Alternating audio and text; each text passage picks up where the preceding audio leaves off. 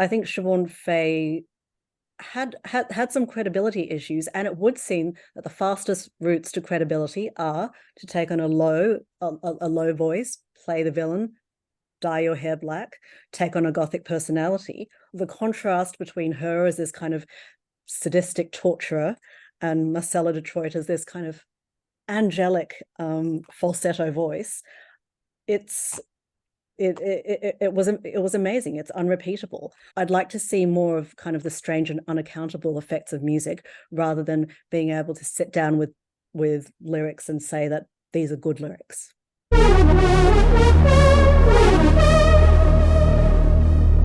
Lesley Chow, author of the 12 Strangest Women in Music, Your History. Welcome.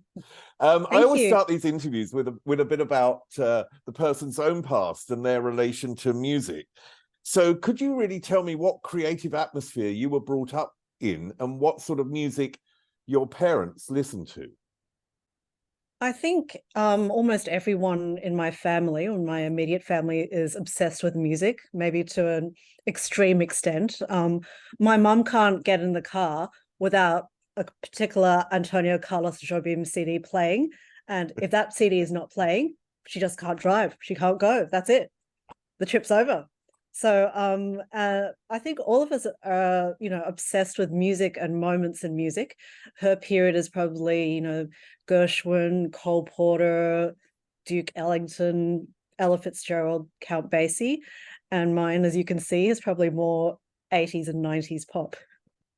Your parents had amazing class. You listed some of the most amazing artists there. Was music an escape for you initially? I don't think so. I don't feel like I had that much to escape from. It's just like an added excitement.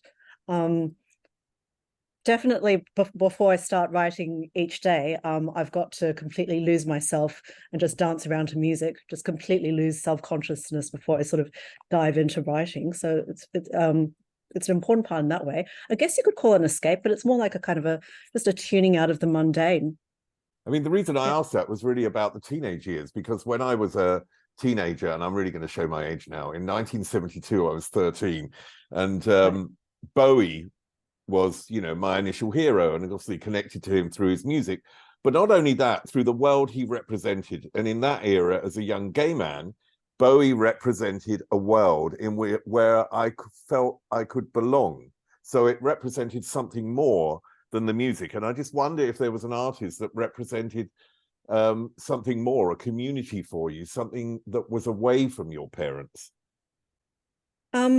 I write on film as well, so I think I experienced that more with film and kind of the deep nostalgia that you can get through film. For instance, in the 70s and 80s, directors had a strong nostalgia for the 20s.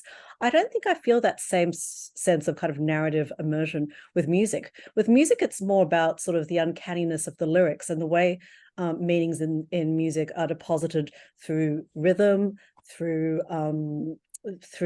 melody, rather than through narrative. I mean, let's go on to the book, because I think that takes us nicely into it. And there are 12 female artists that you've concentrated on. But what was the actual genesis of this book? Because it actually started quite a long time ago now, didn't it? Yes. I mean, the writing took 6 years, and obviously I'd been having these thoughts for a while. I think it was about the mystery behind music, the fact that lyrics can tell one story and that rhythm and melody can tell completely contrasting, often contrary story. That's the mystery of pop music to me, and I think that's sometimes why it's been underrated. I mean, I think that's especially in terms of female artists. I mean, that's one of the key aspects of the book that makes it so original. But why did you choose these particular women in the book to highlight aspects of their music?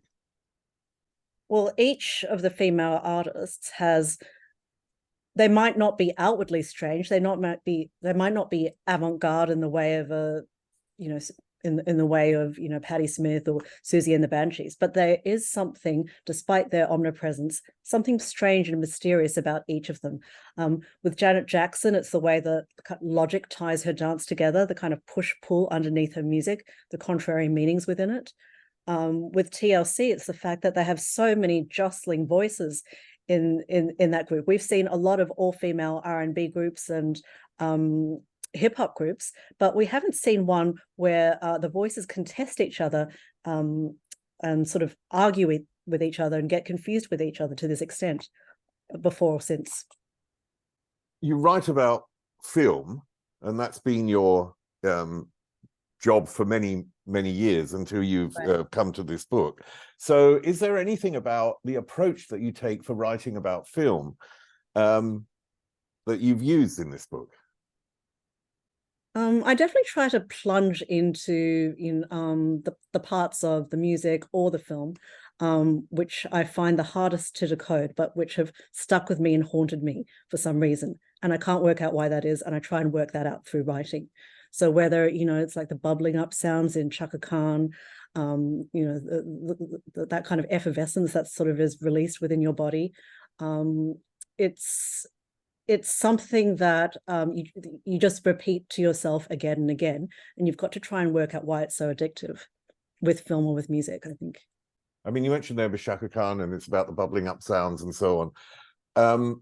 I think what's fascinating is that most people who write about artists or interview artists delve into their biography, delve into what they've done in their life and how that relates maybe to the lyrics or relates somehow to the context of the song. And you chose a completely different angle. Why?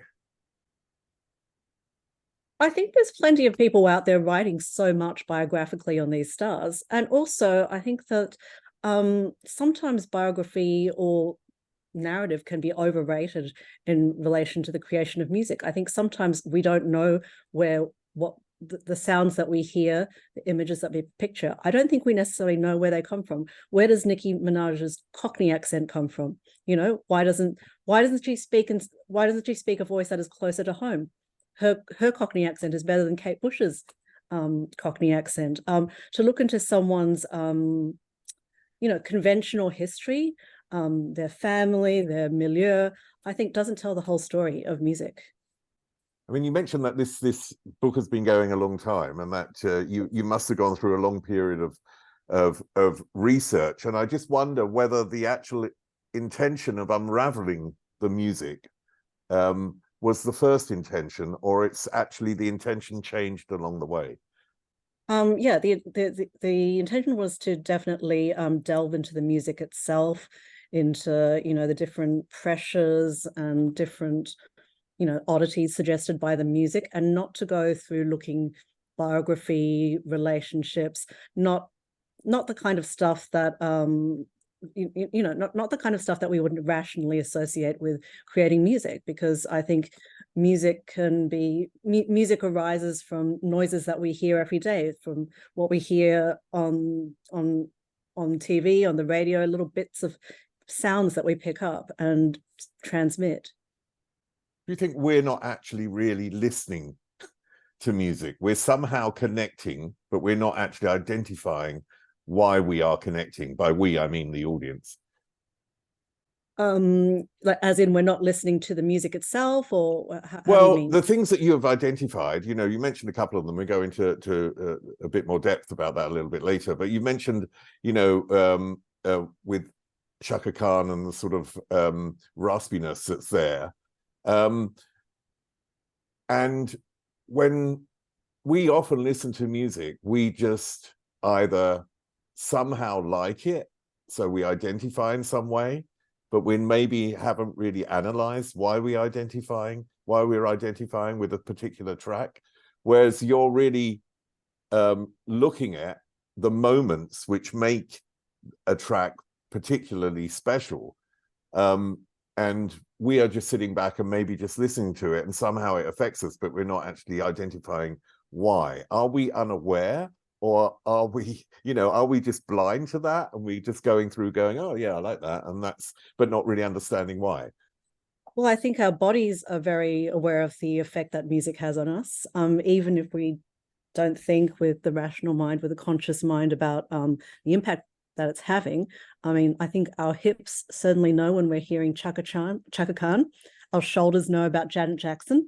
it's a matter of kind of processing those bodily reactions and seeing them as just as important as, you know, the fine lyrics of a Nick Cave or a Bob Dylan. I mean, that's fascinating, because I think when you go to a techno club, or a club which, you know, is playing pretty pumping music often without lyrics, Right. your body Your body registered first. Yeah, right. Absolutely. So it's already there, and that's where I think a lot of people realize that music has a physical relation to our own bodies, and maybe. Yeah, I don't know. Maybe it's just me. Maybe before I didn't really sort of realize that part of the impact outside being in a club where the music is pumping against your body. You Right. said that you puzzled over music since you were a teenager. Can you tell me? I mean, Neneh Cherry was a very important figure for you. Can you tell me what the puzzle was there, and what you unraveled? I've listened to those tracks so much that each of them has become, you know, virtually a character in my life. I mean, as a child, I would listen to those tracks repeatedly, you know, again and again. Why does that scratch feel so tacky? You know, why does that sound feel so glitzy? And then these kind of all these strange sounds, that some might find, you know, amateurish or synthetic, that I find really unique and irreplaceable in Neneh Cherry. And in her second and third albums, the production becomes much smoother, and you don't see that strangeness anymore. But listening to, you know, even just the very opening sounds of Buffalo Stance, or the Next Generation, it's kind of like this it's kind of like this zoo of different sounds and effects that's kind of hard to digest, but has an immediate effect on your body, and something that I wanted to work out. Image for Neneh Cherry was a very important factor in her success. I would say that she was a very incredibly powerful female in a time where there weren't many incredible, powerful females like her. So in terms of success, do you think it's an aspect that's detached from the whole, or is it the whole that creates the success? Oh, well, in terms of image, I think it becomes detached the more it has to do with marketing, the more it gets away from the artist, and has to do with selling, which is, you know, no one really sells records anymore. So what female artists have a lot to trade in now is their image. The music becomes secondary. But it just so happens that Rihanna has an extraordinary look, which corresponds to the sparseness of her tone and the sparseness of her music. Neneh Cherry had this, you know, this kind of raucous screeching, kind of like, you know, all these fluorescents and kind of this sort of 80s graffiti look that made up her image. And it is actually very close to the image, but that's quite rare these days, I think, where image is handed over. If image is kind of the major source of generating money these days, I think it's going to be handed over to someone who's not the artist. When you wrote about Rihanna, you said that, or you write that she, in essence, phones her vocals in. We don't hear a lot of kind of nonchalant, kind of swaggering female voices, or we haven't up until Rihanna, Nicki Minaj, and a few others more recently. We tend to hear kind of intensity and effort from female singers, and that seems to what have been have been expected. But even if you look at reviews of Rihanna's most recent album, there's a lot of stuff about, well, she's not trying, she's not even enunciating, she's phoning it in. What is she even really doing? Is she doing this between makeup lines? I think one reviewer said, isn't she doing her nails between episodes of America's Next Top Model, or something like that, right? But you wouldn't look at Cary Grant and say, well, that effortlessness is just laziness. It's that effortlessness is her distinct quality and the charm of her voice and her presence.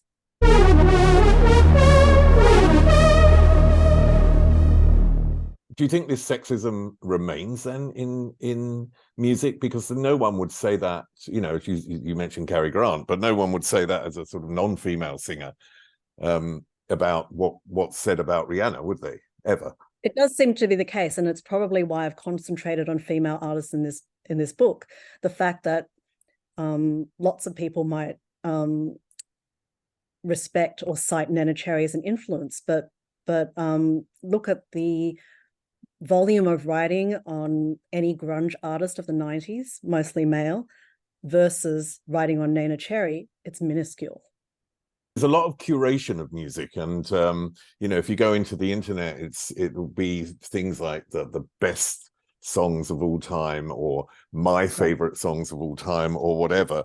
More than ever, yes. Yeah, and this curation of music is often based on sales, or it's based on some sort of personal opinion, and it's not actually based on what you've looked at in your book, which is all about innovators, people who have done something totally original, totally new, but not really got the respect for that. How do you think then that can change? Well, moving forward, I'd love to see less emphasis on lyrics, on order, on cohesion, and more on strangeness. We're not allowed to have one-hit wonders anymore because music doesn't make money. But that strangeness of having one hit or one sound that is an earworm, for instance, that Tones and I song that everyone seems to hate, but it is genuinely odd the way it burrows into you. I'd like to see more of kind of the strange and unaccountable effects of music, rather than being able to sit down with lyrics and say that these are good lyrics.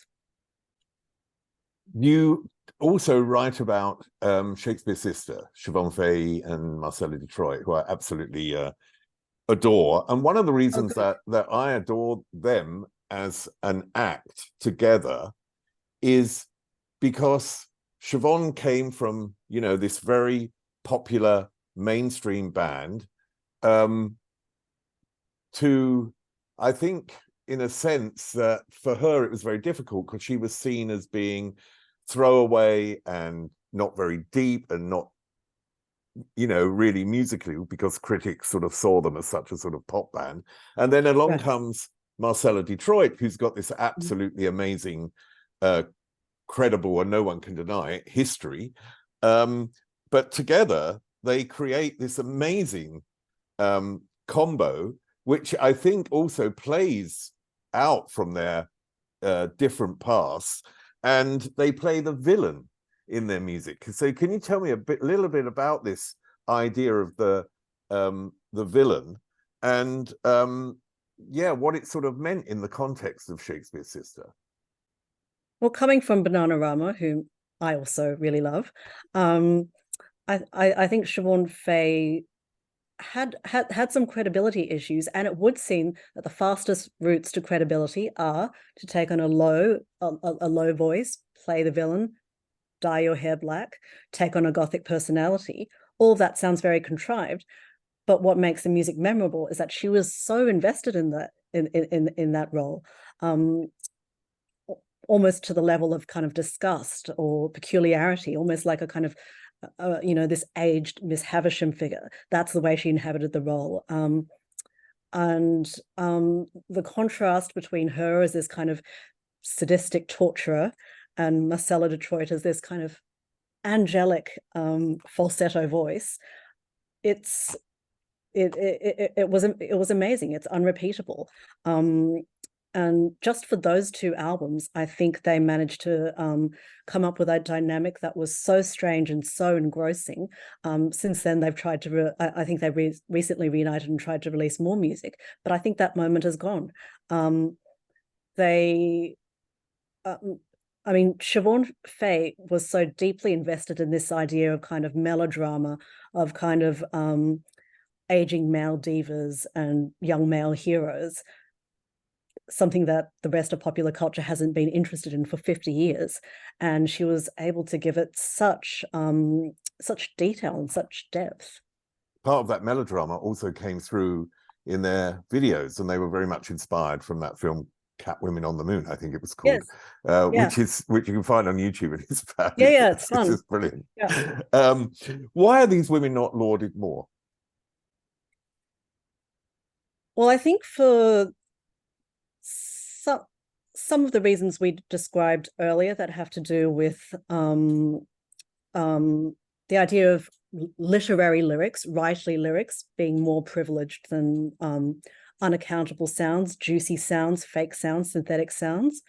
I think there's also a big part of the culture that recoils from depictions of sexuality tied to age, and that's the case with Shakespeare's sister and later with Janet Jackson. We can also see that with Madonna now. That's that. So I think for those reasons, like some of the perversity of this music has either not been acknowledged or it's been shied away from. I mean, one of the big things about the females that are in your book, and there are some other females that have really had an impact on identity and how we view identity, and particularly in today's era, how we view identity. So how do you feel that they have changed popular music of today, and they have changed the view of identity today? Well, I think the point is that most of them haven't been able to change popular music enough, that they've been regarded as outliers. They've been regarded as, pop trinkets, one or two hit wonders in the case of Shakespeare's sister. They should have been impactful, but they've never had anything like the influence of, say, Nirvana or Radiohead. Nicki Minaj, I think we see, has been pretty influential in terms of the way that she's been able to adopt a number of characters and voices, alternative personas, and in the strangeness of her appearance all the time, which is, patently artificial, yet totally authentic in some ways. So I think she's been influential in changing the image of what's possible with female artists and popular music. But I don't think, for instance, Janet Jackson gets the respect she deserves, or that Chaka Khan is routinely name checked among among the great singers of our time, unfortunately. Tell me about Janet Jackson then. What is special about Janet Jackson and her music? I think it's the way that I consider her greatest song to be "If" from the album Janet, and you can barely hear the lyrics in this song. It's almost all kind of momentum and throb leading up to a catharsis. That kind of it's not the kind of song that would win any awards for songwriting, because it's all happening sort of in an undercurrent in the rhythms of the song, in the way it builds up to a catharsis, in the way the words are sort of, and the intention of the song is kind of suppressed. Those are things that are hard to discuss, and not the stuff of awards. How does the video to "If" actually add to that feeling of the undercurrent? It's one of my favorite videos of all time. It's incredibly glamorous in the way it has kind of different viewpoints and kind of bits of surveillance and voyeurism that are seen as part of the sexuality. We don't know who's looking at who all the time. Janet appears golden in it, but she's sort of like, the queen of this dark realm, similar to, what Prince might have inhabited in the early 90s. We see it also with Madonna in Justify My Love, but we don't see it very often with female artists. I mean, Dominic Senna was the director of "If," and what films he made? Swordfish was one. What's fascinating about your book for me was that it has started me listening to tracks and identifying parts of tracks which I'm finding the originality within the track, which I hadn't done before. But how has actually writing the book changed the way that you listen to music now? I think that in some ways writing the book was my way of coming to terms with my obsession with music and sort of the intricacies of rhythm. And having digested some of those, I then don't need to puzzle over them so much anymore. I've kind of moved on to other voices, and because I write in film as well, I'm starting to think about the strangeness of actors' voices and how they can distort the meanings in a movie. Oh, that's fantastic. I mean, I really love that idea. I mean, I'm a screenwriter, so Oh, this appeals to me totally. good. Oh, So, and I think actors should be cast more for voices because, and the wrong voice can completely unsettle the mood of a film, the tone of a film. We don't acknowledge great voices, particularly in actresses, often enough.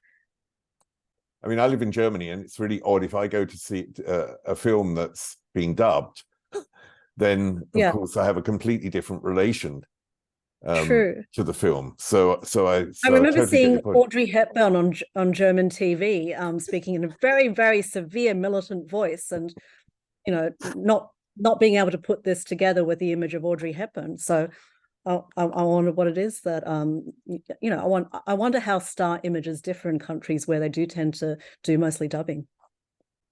Have you met any of these artists that you've written about, or No, seen them live, or had a sort of more closer contact to them? Yeah, I've seen Neneh Cherry live, TLC, Azalea Banks a few times. I think I've not gotten the kind of closeness and intensity that I've been able to get through through listening to the music. I think it's very rare for an artist to be able to translate the kind of mood that they have on an album to a live performance. I think I've only experienced it very few times, maybe with Prince, with Tricky. And I think with these other artists, there's kind of so much paraphernalia and image that surrounds them that it's kind of hard to get the feeling of an immersive experience in concert. Have you had any reaction from any of the artists that you've written about? Because I think that would be fascinating, because they must, they must appreciate the depth and that you've actually gone into in this book, in analyzing and looking at their music and the nuances in their music. So that would, for me, be fascinating if they responded.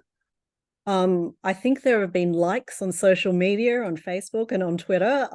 No detailed responses that I know of. So I don't know whether it's, it's the PR team or whether it's the artists themselves generating that. I hope that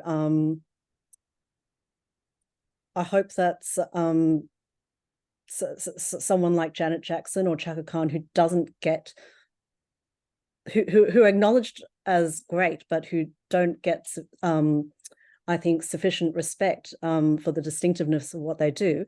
I hope that helps in some way. I mentioned curation earlier, and that a way that we also not only rediscover older music, the way that we get new music is often through curation. How do you find your new music? I when it comes to a new album, I kind of listen to everything 1, 2, maybe 3 times, but I wait for things to make a kind of specific ridge or dent in my consciousness. And if it doesn't do that, I don't think I'm the right person to write about it. If I'm just listening to it consciously and thinking, well, here are the lyrics, here are the genres. If I'm responding to it on that level, I don't think I'm the right person to explore what's distinctive about the music. That's brilliant. I mean, I adored your book. I think it's really fabulous because it's a really new angle and fascinating aspect of music, and we don't often read something which actually awakens a new side to things. So thank you very much. Your book is called Your History, The 12 Strangest Women in Music. Lesley Chow, thank you. Thank you so much, Steve, for having me on. Up there is an interview I recommend. Down there is where you can find all the podcast interviews, and here is where you can connect.